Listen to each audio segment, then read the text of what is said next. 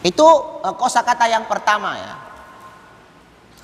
Kosakata yang kedua adalah Allahu ya. Allah itu adalah nama bagi zat yang tinggi dan maha suci ya. Jadi nama Allah itu digunakan untuk nama bagi zat yang maha tinggi lagi maha suci. Maha suci artinya bahwa Allah Subhanahu wa taala itu terbebas dan tidak mungkin punya sifat aib.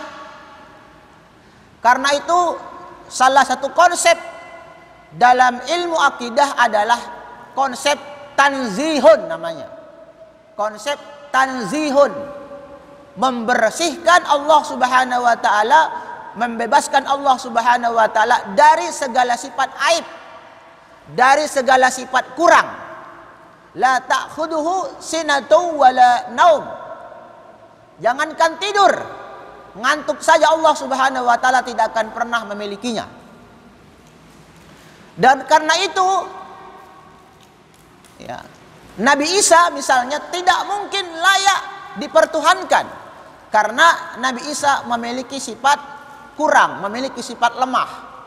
Ketika dia akan disalib, dia mengatakan, Eli Eli lama sabaqtani. Tuhan, kenapa engkau tinggalkan aku? Ini adalah pernyataan keluhan. Dan yang namanya Tuhan itu tidak mungkin mengeluh, karena keluhan atau mengeluh itu salah satu sifat lemah. Dan Tuhan tidak boleh menyandang predikat atau sifat lemah. Makna Allahu adalah al-ma'budu bihaqqin. Jadi makna Allah itu adalah al-ma'budu bihaqqin, yang disembah dengan hak. Dan nama Allah Subhanahu wa taala ini termasuk di antara nama Allah Subhanahu wa taala yang agung ya. Al-A'zam, yang paling agung di antara nama-nama Allah Subhanahu wa taala yang lain. Sebagaimana kita ketahui bahwa Allah Subhanahu wa taala itu punya banyak nama. Ada Ar-Rahman, ada Ar-Rahim, yang kemudian kita kenal dengan istilah Al-Asma Al-Husna, nama-nama Allah Subhanahu wa taala yang mulia, yang paling baik. Tetapi dari keseluruhan nama-nama Allah Subhanahu wa taala tersebut, maka kata Allah lah yang paling agung. Kenapa? Karena nama-nama yang lain itu bisa menjadi sifat bagi Allah. Karena nama-nama Allah Subhanahu wa taala yang lain bisa menjadi sifat bagi Allah Subhanahu wa taala. Misalnya kita lihat di dalam ayat Al-Qur'an ya kan. Huwallahul ladzi la ilaha illahu. Dialah Allah Subhanahu wa taala yang tidak ada Tuhan yang disembah dengan dia kecuali Dia, ya kan? Al-Malikul Quddusus Salamul Mu'minul Muhaiminul Azizul Jabbarul Mutakabbir. Ini semuanya juga di antara nama-nama Allah Subhanahu wa taala.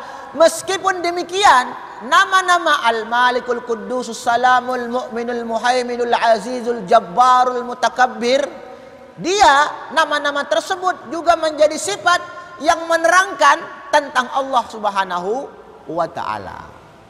Itulah sebabnya kenapa kemudian nama Allah itu di antara nama Allah Subhanahu wa taala yang paling agung. Dan karena itu nama Allah Subhanahu wa taala ini tidak boleh disandang oleh selain Allah. Kita tidak boleh ngasih nama anak kita dengan nama Allah, kecuali pakai kata Abdun di depannya, Abdullah. Sama seperti nama Rahman ya. Nama Rahman itu tidak boleh disandang oleh selain Allah Subhanahu wa taala, karena nama Rahman itu diantara nama yang khusus disandang oleh Allah Subhanahu wa taala, tidak boleh disandang oleh makhluknya, kecuali dikasih nama Abdun, Abdurrahman. Sama seperti As-Somad, makanya kita nggak boleh panggil nama Ustaz Somad, tapi Ustadz Abdus Somad.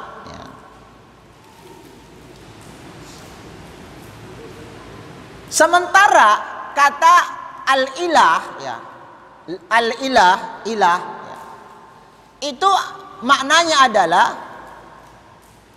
yang disembah, baik yang disembah itu benar maupun tidak benar. Itu makna ilah. Al-ma'budu bihaqqin au batilin. Yang disembah, baik yang disembah itu benar maupun yang disembah itu salah. Karena itu tidak setiap kata ilah itu menunjukkan Allah. Allah sudah tentu dia adalah ilah. Tetapi ilah belum tentu Allah. Karena penggunaan kata ilahun itu bisa ditujukan kepada Allah dan bisa juga ditujukan kepada selain Allah. Ya. Bisa digunakan untuk Allah dan bisa digunakan untuk selain Allah. Apa dalilnya? Coba kita lihat firman Allah Subhanahu wa taala tentang ada orang-orang yang menjadikan hawa nafsunya sebagai Tuhannya. Ara'aita man ittakhadha ilahahu hawahu. Ya kan?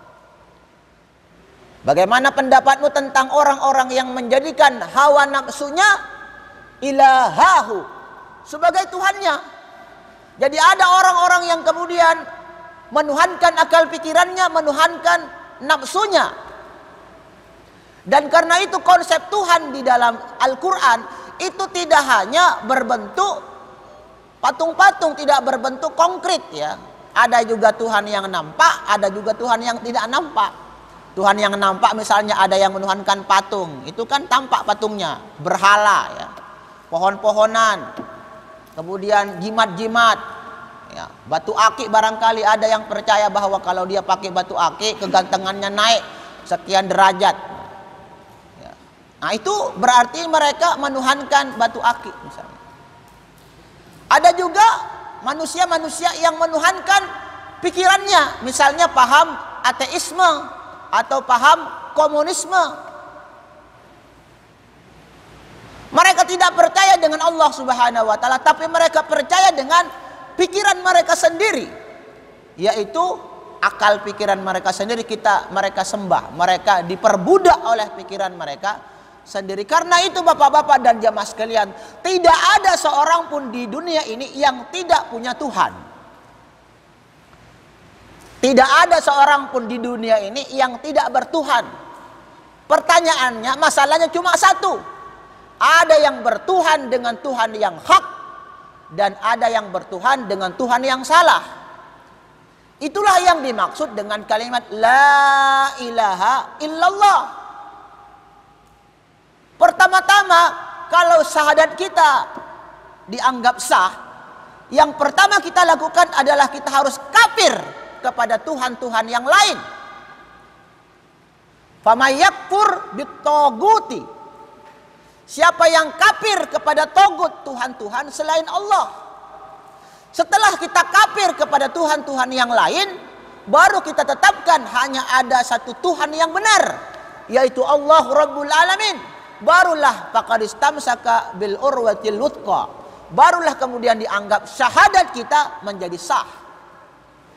Kalau kita cuma sekedar yakin kepada Allah Subhanahu wa taala dan pada waktu yang sama kita juga beriman kepada Tuhan-Tuhan yang lain, maka syahadat kita tidak sah. Karena dalam syahadat itu ada dua rukun. Yang pertama rukun an-nafyu, kita tolak, kita kafir, kita ingkar Tuhan-Tuhan yang lain. Setelah kita tolak Tuhan-Tuhan yang lain, baru kita al-itsbat, menetapkan hanya ada satu Tuhan yang kita ibadahi dengan hak, yaitu Allah Rabbul Alamin. Itu yang dimaksud dengan makna ayat faman yakfur bit-taghuti, siapa yang kafir kepada tagut, wa yu'min billah, dan kemudian dia beriman kepada Allah. Nah, faqad istamsaka bil urwatil wuthqa, itu orang baru masuk ke dalam Islam. Kalau tidak, belum dianggap Islam. Dia cuma baru masuk setengah. Jadi bapak-bapak dan jamaah sekalian, makna ilah itu penggunaannya dalam bahasa Arab boleh digunakan untuk selain Allah, dan boleh digunakan untuk Allah itu sendiri. Maka dapat kita simpulkan